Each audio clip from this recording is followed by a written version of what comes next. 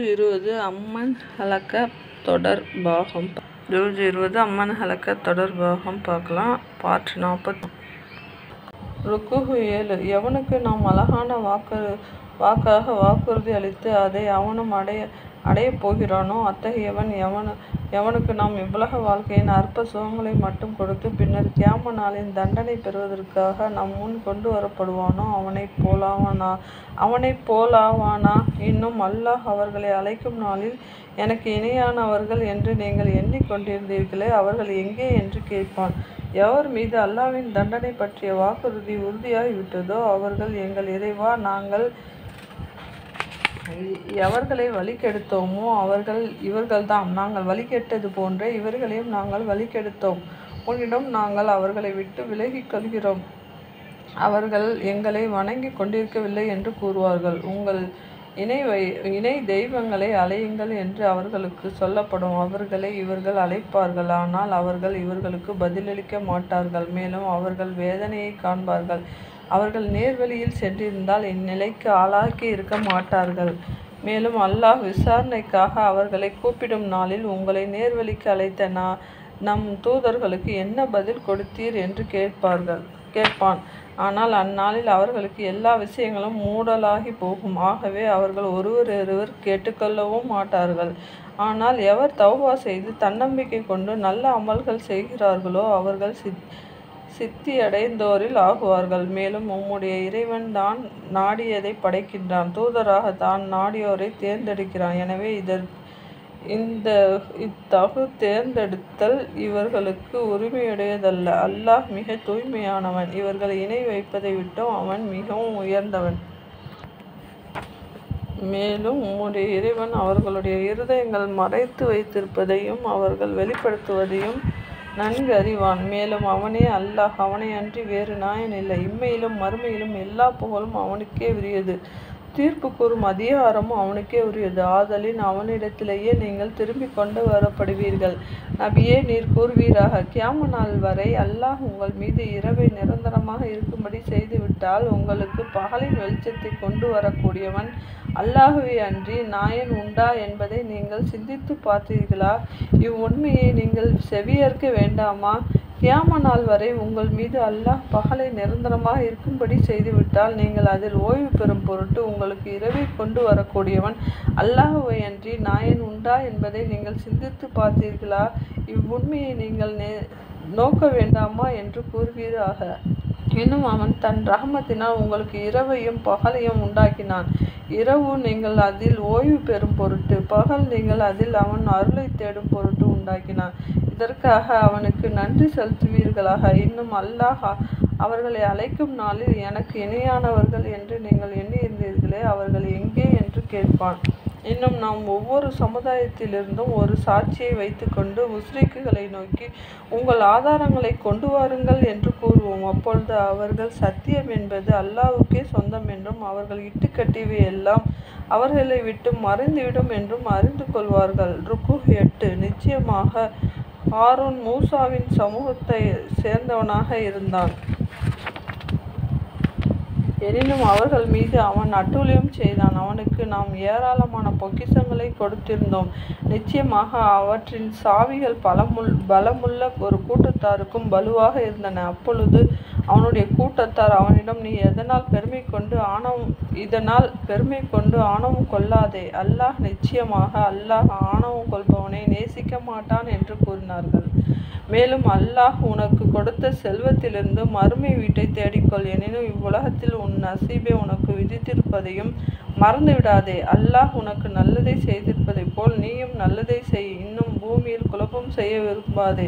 நிச்சயமாக அல்லாஹ் குழப்பம் செய்பவர்களை நேசிப்பதில்லை என்று கூறினான். அதற்கு அவன் கூறினான், எனக்குள்ள அறிவின் காரணத்தால் இதனை நான் கொடுக்கப்பட்டிருக்கிறேன். இவனுக்கு முன் இவனை விட மிக வலிமையுடையவர்களும் இவனை விட அதிக பொருள் சேகரித்து வைத்திருப்பவர்களுமான எத்தனையோ தலைமுறையினர்களை அல்லாஹ் அளித்திருக்கிறான் என்பதை இவன் அறியவில்லையா? ஆனால் குற்றவாளிகள் அவர்கள் செய்த பாவங்களை பற்றி உடனுக்குடன் கேள்வி கணக்கு கேட்கப்பட மாட்டார்கள். அப்பால் அவன் கர்வத்துடனும் உலக அலங்காரத்துடனும் தம் சமூகத்தாரிடையே சென்றான். அப்போது இவ்வுலக வாழ்க்கையை எவர் விரும்புகிறார்களோ அவர்கள் காரூனுக்கு கொடுக்கப்பட்டதைப் போன்று நமக்கும் இருக்கக்கூடாதா? நிச்சயமாக அவன் மகத்தான பாக்கியமுடையவன் என்று கூறினார்கள். கல்வி ஞானம் பெற்றோர்களோ, உங்களுக்கென்ன கேடு? ஈமான் கொண்டு நல்ல அமல்கள் செய்பவர்களுக்கு அல்லாஹ் அளிக்கும் வெகுமதி இதைவிட மேன்மையானது. எனினும் இதை பொறுமையாளரை தவிர வேறு எவரும் அடைய மாட்டார்கள் என்று கூறினார்கள். ஆகவே நாம் காரூனையும் அவன் வீட்டையும் பூமியில் அழுந்தச் செய்தோம். அல்லாஹ்வை அன்றி அவனுக்கு உதவி செய்கிற கூட்டத்தார் எவரும் இல்லை. இன்னும் அவன் தன்னைத்தானே காப்பாற்றிக் கொள்ளவும் முடியவில்லை. முன்தினம் அவனுடைய செல்வ நிலையை விரும்பியவர்களெல்லாம் ஆச்சரியம்தான். அல்லாஹ் தன் அடியார்களில் தான் நாடியவர்களுக்கு ஆகார வசதிகளை பெருக்குகிறான், சுருக்கியும் விடுகிறான். அல்லாஹ் நமக்கு கிருபை செய்யவில்லையாயின் அவன் நம்மையும் பூமியில் அழுந்து செய்திருப்பான். ஆச்சரியம்தான். நிச்சயமாக காஃபிர்கள் சிந்தியடைய மாட்டார்கள் என்று கூறினார்கள். ருக்குஹு 9. அந்த மறுமையின் வீட்டை இப்பூமியில் தங்களை பெருமைப்படுத்திக் கொள்ளவும் குழப்பத்தை உண்டாக்கவும் விரும்பாதிருப்பவர்களுக்கே நாம் சொந்தமாக்கி வைப்போம். ஏனெனில் பயபக்தி உடையவர்களுக்கே மேலான முடிவு உண்டு. எவரேனும் நன்மையை கொண்டு வந்தால் அவருக்கு அதைவிட மேலானது உண்டு. எவன் தீமையை செய்கிறானோ, தீமை செய்வோர் அவர்கள் செய்ததற்கு சமமான கூலியை பெறுவார்கள். நபியே, நிச்சயமாக எவன் இந்த குர்ஆனை உம்மீது விதியாக்கினானோ அவன் நிச்சயமாக உம்மை திருப்பி கொண்டு வந்து மக்காவென்னும் அம்மீளும் தளத்தில் சேர்ப்பிப்பான். இன்னும் என் இறைவன் நேர்வழியை கொண்டு வந்திருப்பவர் யார், வெளிப்படையான வழிகேற்று இருப்பவர் யார் என்பதை நன்கறிவான் என்று நீர் கூறுவீராக. இன்னும் உம்முடைய இறைவனிடம் உள்ள ரஹ்மத்தினாலன்றி இவ்வேதம் உமக்கு கொடுக்கப்படும் என்று நீர் எதிர்பார்க்கவில்லை. எனவே நிராகரிப்பவர்களுக்கு உதவியாளராக நிச்சயமாக நீர் இருக்காதீர். இன்னும் அல்லாஹ்வின் வசனங்கள் மீது உமக்கு அருளப்பட்டதன் பின் எதுவும் உம்மை அவற்றை விட்டு நிச்சயமாக திருப்பி விடாதிருக்கட்டும். மேலும் நீர் உம்முடைய இறைவன்பால் அவர்களை அழைத்தே வருவீராக. நிச்சயமாக நீர் இணை வைப்போரில் ஒருவராகி விட வேண்டாம். அல்லாஹ்வுடன் வேறு எந்த நாயனையும் அழைக்காதீர். அவனைத் தவிர வேறு நாயன் இல்லை. அவனைத் தவிர எல்லா பொருட்களும் அழிந்து விடுபவையே ஆகும். அவனுக்கு எல்லா அதிகாரமும் உரியது. இன்னும் அவனிடமே நீங்கள் யாவரும் திரும்ப கொண்டு வரப்படுவீர்கள். அத்தியாயம் 29. சூரத்துல் அன்கபூத். சிலந்தி பூச்சி. ருக்குஹு 7. வசனங்கள் 69. அளவற்ற அருளாளனும் நிகழற்ற அன்புடையனுமாகிய அல்லாஹ்வின் திருப்பெயரால் துவங்குகிறேன். ருக்குஹ். அலிஃப் லாம் மீம்.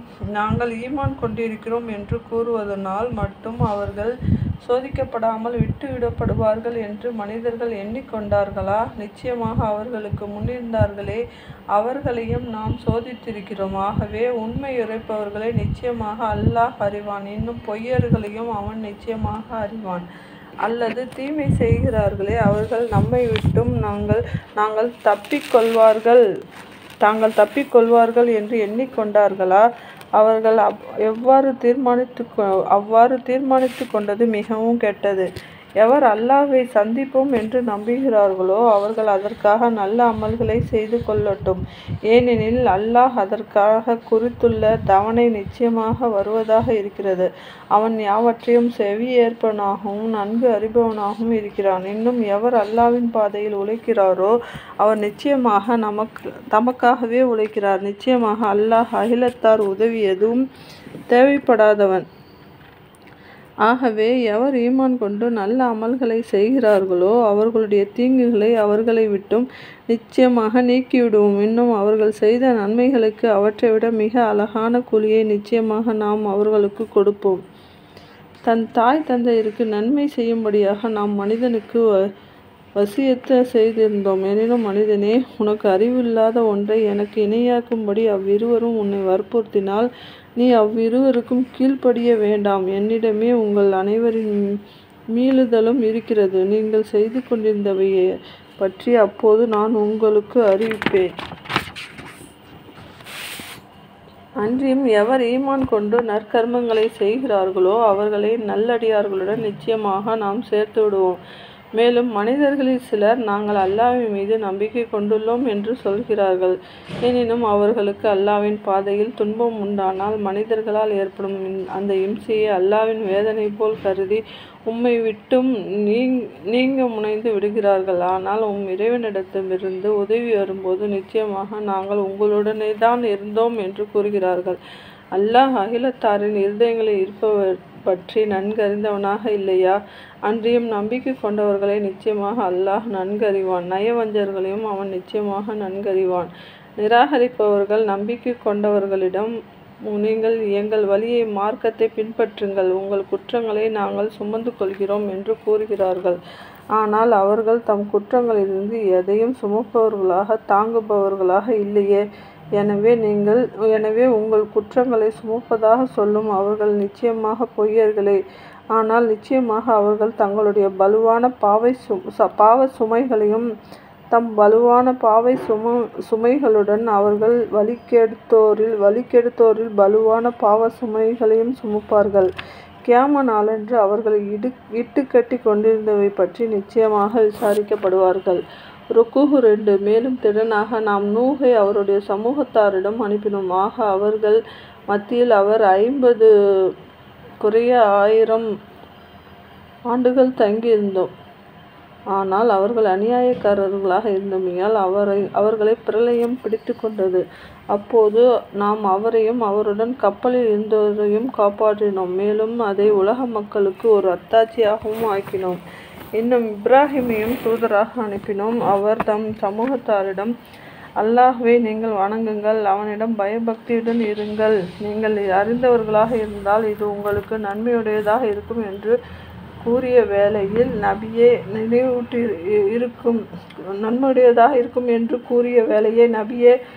நினைவூட்டுவீராக. அல்லாஹ்வை அன்றி சிலைகளை வணங்குகிறீர்கள், மேலும் நீங்கள் பொய்யை சிருஷ்டித்து கொண்டிருக்கிறீர்கள். நிச்சயமாக அல்லாஹ்வை தவிர நீங்கள் வணங்கி வரும் இவை உங்களுக்கு ஆகார வசதிகள் அளிக்க சக்தியற்றவை. ஆதலால் நீங்கள் அல்லாஹ்விடமே ஆகார வசதிகளை தேடுங்கள், அவனை வணங்குங்கள், அவனுக்கே நன்றி செலுத்துங்கள், அவனிடத்திலேயே நீங்கள் திரும்பி கொண்டு வரப்படுவீர்கள். இன்னும் நீங்கள் பொய்ப்பிக்க முற்பட்டால் தளர்ந்து போவதில்லை. ஏனெனில் உங்களுக்கு முன்னிருந்த சமுதாயத்தவரும் அவர்களுக்கு அனுப்பப்பட்ட தூதர்களை இவ்வாறே பொய்ப்பிக்க முற்பட்டார்கள். ஆகவே இறை தூதரின் கடமையை தம் தூதை பகிரங்கமாக எடுத்திருப்பதன்றி வேறில்லை. அல்லாஹ் எவ்வாறு முதலில் படைப்பை துவங்கி பிறகு அதனை எவ்வாறு தன்பால் மீட்டுகிறான் என்பதை அவர்கள் பார்க்கவில்லையா? நிச்சயமாக இது அல்லாஹ்வுக்கு மிகவும் சுலபம். பூமியில் நீங்கள் பிரயாணம் செய்து அவர்கள் எவ்வாறு முக்கிய படைப்பை துவங்கி பின்னர் பிந்திய படைப்பை எவ்வாறு உண்டு பண்ணுகிறான் என்பதை பாருங்கள். நிச்சயமாக அல்லாஹ் எல்லா பொறுப்பு மீதும் பேராற்றலுடையவன் என்று நபியே நீர்கூறுவீராக. தான் நாடியவரை அவன் வேதனை செய்கிறான், இன்னும் தான் நாடியவருக்கு கிருபை செய்கிறான். இறுதியில் அவனிடமே நீங்கள் மீட்டப்படுவீர்கள். பூமியிலோ வானத்திலோ நீங்கள் அவனை இல்லாமல் ஆக்குபவர்கள் அல்லர். மேலும் உங்களுக்கு அல்லாஹ்வை அன்றி வேறு பாதுகாவலனோ உதவியாளனோ இல்லை. ருக்கூஹ் 3. இன்னும் எவர் அல்லாஹ்வின் வசனங்களையும் அவனை சந்திப்பதையும் நிராகரித்தார்களோ அவர்கள் தாம் என் ரஹ்மத்தை விட்டு நிராசையானவர்கள். மேலும் இத்தகையவர்களுக்கு நோவினை செய்யும் வேதனை உண்டு. இதற்கு அவருடைய சமூகத்தாரின் பதில் எல்லாம் அவரை கொன்று விடுங்கள் அல்லது நெருப்பிலிட்டு பொசுக்குங்கள் என்று கூறியதை தவிர வேறில்லை. ஆனால் அல்லாஹ் அவரை அந்த நெருப்பிலிருந்து ஈடேற்றினான். நிச்சயமாக இதில் ஈமான் கொண்ட சமூகத்தோருக்கு தக்க அத்தாட்சிகள் இருக்கின்றன.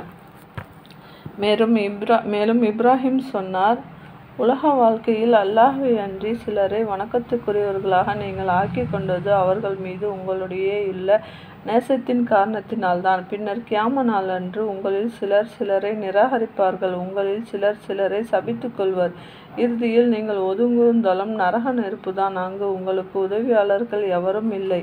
இதன் பின்னரும் லூத் மட்டுமே அவர் மீது ஈமான் கொண்டார். அவரிடம் இப்ராஹிம், நிச்சயமாக நான் என் இறைவனை நாடி இவ்வூரை விட்டு ஹிஜ்ரத் செய்கிறேன், நிச்சயமாக அவன் யாவரையும் மிகைத்தவன் ஞானமிக்கவன் என்று கூறினார். மேலும் அவருக்கு இஸ்ஹாக்கையும் யாக்கூபையும் அளித்தோம். இன்னும் அவருடைய சந்ததியிலேயே நபித்துவத்தையும் வேதத்தையும் ஏற்படுத்தினோம். அவருக்கு அவருடைய கூலியை இவ்வுலகத்திலும் கொடுத்தோம். நிச்சயமாக மறுமையில் அவர் நல்லவர்களில் ஒருவராவார். மேலும் லூத்தை அவர் சமூகத்தாரிடையே நபியாக அனுப்பி வைத்தோம். அவர் நம் சமூகத்தாரிடம் கூறினார், நிச்சயமாக நீங்கள் உலகத்தாரில் எவருமே உங்களுக்கு முன் செய்திராத மானக்கேடான ஒரு செயலை செய்ய முனைந்து விட்டீர்கள். நீங்கள் ஆண்களிடம் மோகம் கொண்டு வருகிறீர்களா? வழிமறித்து பிரயாணிகளை கொள்ளையடிக்கவும் செய்கிறீர்கள். உங்களுடைய சபையிலும் வெறுக்கத்தக்கவற்றை செய்கிறீர்கள் என்று கூறினார். அதற்கு அவருடைய சமூகத்தாரின் பதில், நீர் உண்மையாளர்களில் ஒருவராக இருப்பின் எங்கள் மீது அல்லாஹ்வின் வேதனையை கொண்டு வருவீராக என்பது தவிர வேறு எதுவும் இல்லை. அப்போது அவர், என் இறைவனே, குழப்பம் செய்யும் இந்த சமூகத்தாருக்கு எதிராக எனக்கு நீ உதவி புரிவாயாக என்று பிரார்த்தித்து கூறினார். ருகு 4. நம் தூதர்களாகிய மலக்குகள் இப்ராஹிமிடம் நன்மாராயத்துடன் வந்தபோது, நிச்சயமாக நாங்கள் இவ்வூராரை அழிக்கிறவர்கள், ஏனெனில் நிச்சயமாக இவ்வூரார் அநியாயக்காரர்களாக இருக்கின்றனர் என கூறினார்கள்.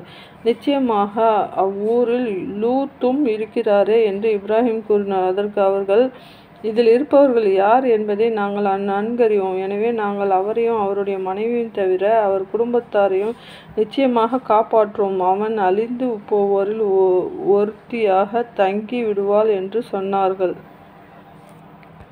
இன்னும் நம் தூதர்கள் லூத்திடம் வந்தபோது அவர்களின் காரணமாக அவர் கவலை கொண்டார். மேலும் அவர்களால் வருகையால் சங்கடப்பட்டார். அவர்கள், நீர் பயப்பட வேண்டாம், கவலையும் பட வேண்டாம் என்று கூறினார்கள். நிச்சயமாக நாம் உம்மையும் உன் மனைவியை தவிர உன் குடும்பத்தினரையும் காப்பாற்றுவோம். அவள் உம் மனைவி அழிந்து போவோரில் ஒருத்தியாக பின்தங்கி விடுவாள். நிச்சயமாக நாங்கள் இவ்வூரார்கள் மீது இவர்கள் செய்து கொண்டிருக்கும் பாவத்தின் காரணமாக வானத்திலிருந்து வேதனையை இறக்குகிறவர்கள்